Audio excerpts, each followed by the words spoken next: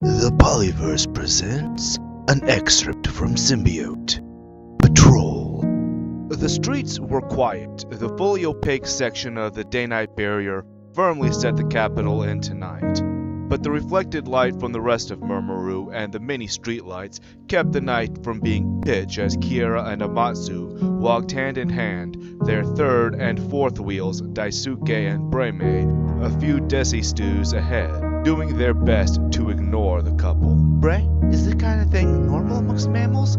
Daisuke asked as they casually took in the empty streets. It was normal for some patrols to be walked by non-resident species. It was this way that any change in dynamics or activities could be witnessed and, in theory at least, controlled, or at the very least observed. Yes, without wings, it would take much too energy to fly. Breme returned, the excitement of being out of Praxashiri barely contained. Hey Birdie, are your bones really hollow?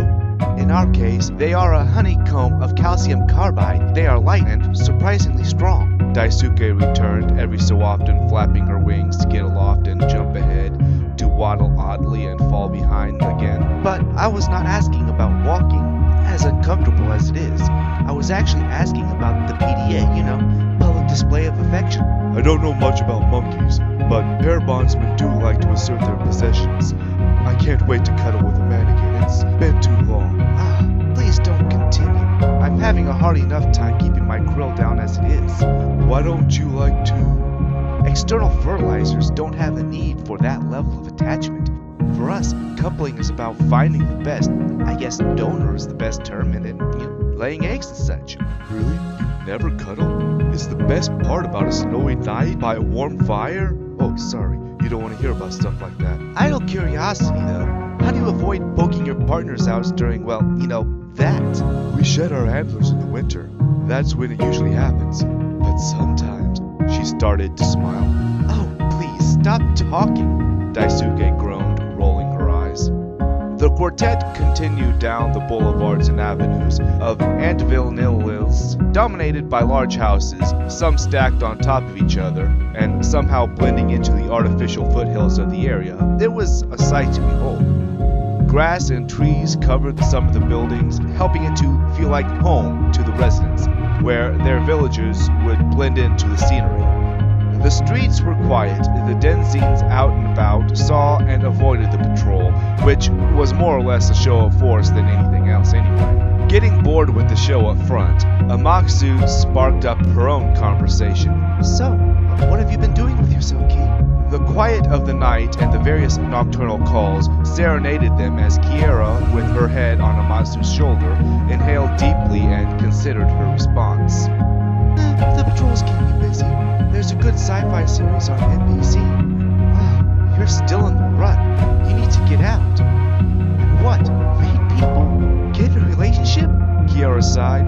After a few decatherms, nothing seems exciting anymore. And men, I want something special. But that doesn't happen with people you work with, and no one else really understands. Amatsu sighed in agreement. I know, but sometimes it's good to, mix things up, just do something a little crazy. I'm comfortable here. I don't want to leave Murmuru. Kiara returned. Kiara, ma'am, called Daisuke from a corner as Breme carefully scanned the streets. What is it, Pinky? She groaned, letting go of Amatsu's hand and stepping forward. Something doesn't feel right. What are you talking about, Pinky? Isn't it too quiet? Breme shrugged. I mean, the Cougars don't like the others, like really all of us, but shouldn't something be happening? Kiara thought about it for a moment. It was a little too quiet now that she thought of it. Ams, what do you think? It's been a few turns since I've done this. I don't really... Wait, what the hell was that? She stepped past Kiara and peered into the darkness. Something had caught her eye, and nearly a centaturn of experience in combat could not let it go until she knew what that was. It had been very quick, almost imperceptible, but she was a warrior. She had to know. She immediately assumed a mantle of authority. The others immediately fell in line. She was a true leader. We need to check that out. On your guards, ladies. As hosts, they had the ability to manipulate their auras into a physical form. They could manifest almost anything, from weapons to armors and anything else their imaginations could come up with. This meant that traditional weapons were pointless toys or picture props to them. They each manifested an appropriate glowing weapon. Kiara's was a leaf green saber, Amatsu a pair of golden wakizashi, Breimei armed herself with a giant obsidian pole axe, and Daisuke, not having hands, manifested nearly translucent armor tinted with gold with razor-sharp edges. Her wings were her weapons.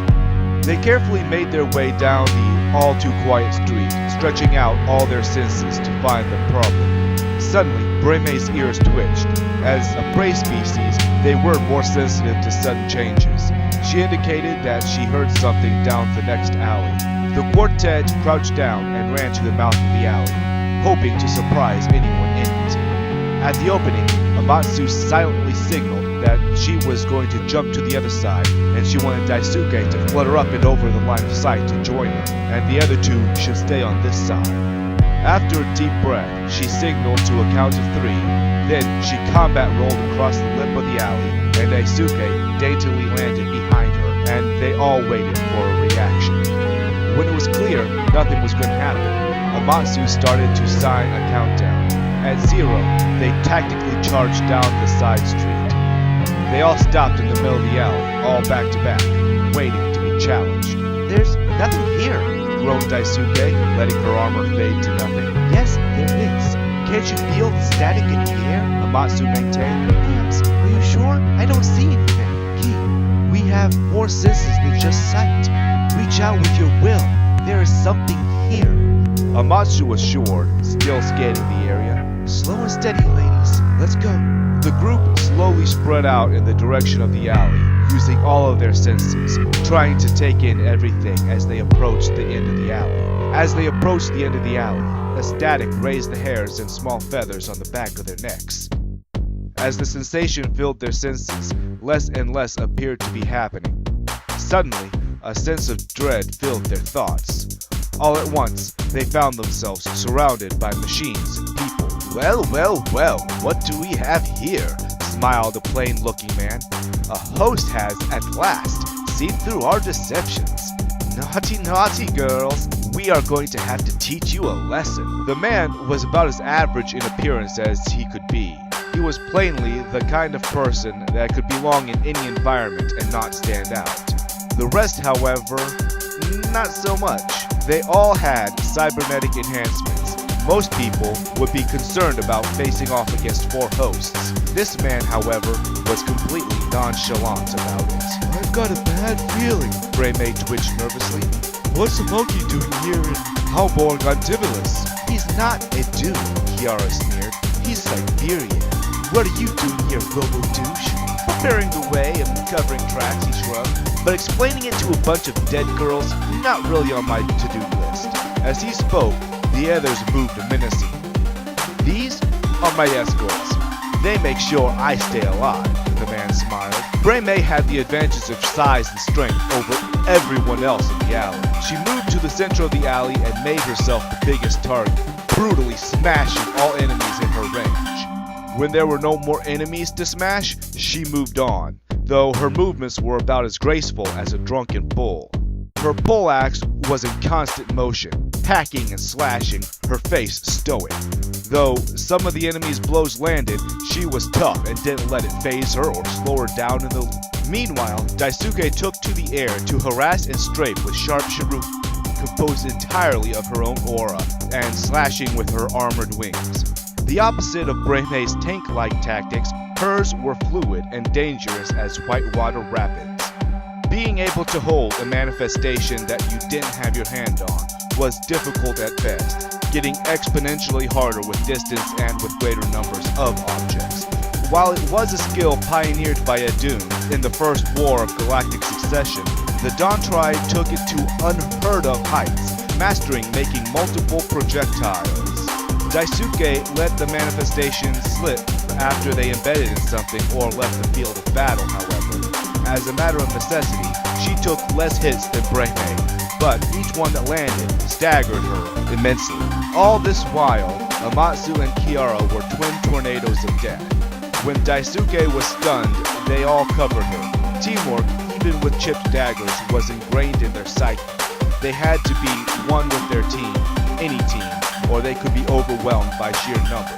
But, by far, the best teamwork was accomplished with ones you knew, ones you had practiced with, ones you could predict their moves perfectly without ever seeing them. As Amatsu and Kiara were well acquainted with each other, their movements were like they were controlled by one brain.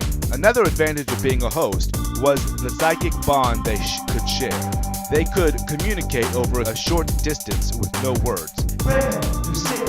Amatsu warned. Breme immediately used her poleaxe to block the attack of a Siberian soldier who had so far managed to evade her. As they struggled, Daisuke manifested a sword in her feet and drove it to impale the cyborg. Nice placement, Pinky. Kiara smiled. You are a natural. Check that guy trying to Spider-Man up the wall. Every time one of the team made her move for the leap, the closest enemy, no matter who they were engaged with, went on the offensive. Clearly, they want us to focus on them. It'll be quicker if we do. Kill shots authorized. Amatsu called out. The fight was intense, but in the end, the robot men were no match for the hosts. They were, however, successful in distracting them long enough for the man to disappear. What the fuck was that about? Kiara panted as they met up again in the middle of the alley. Clearly, they have a long game planned, Amatsu pointed out. Don't norms usually use guns, though? Perhaps they were trying for stealth. A fistfight in Pax Coram Alley will attract less attention than a gunfight anywhere on the ring. You have a point, Binky, Kiara admitted. Too bad we didn't get their leader. This was kind of fun. Do we always get to do stuff like that? Breme was even more excitable as fatigue from the long day was starting to take its toll on her. Only on TV. Amatsu suppressed a chuckle. Or a movie. Maybe even a book. Daisuke offered. So, what do we do now? Breme almost jumped around. This is definitely something to report, right? Daisuke asked quietly. Yes, Pinky, but after a snack. Amatsu assured, rubbing her growling stomach. We can and should do both. Kiara sighed, pulling out her tablet. But unfortunately, we have to stay on scene until at least CSI gets here. Who's up for some pizza? You're cute when you're bossy, Amatsu chuckled, then moved to snuggle. I want meat lover supreme. Yes, please stop. Daisuke groaned, fluttering towards the machinery. Have them put some pink krill on mine. Vegetarian with Alfredo sauce on mine. Breme called out from the position she had assumed at the edge of the alley. And tell him to hurry. I'm hungry.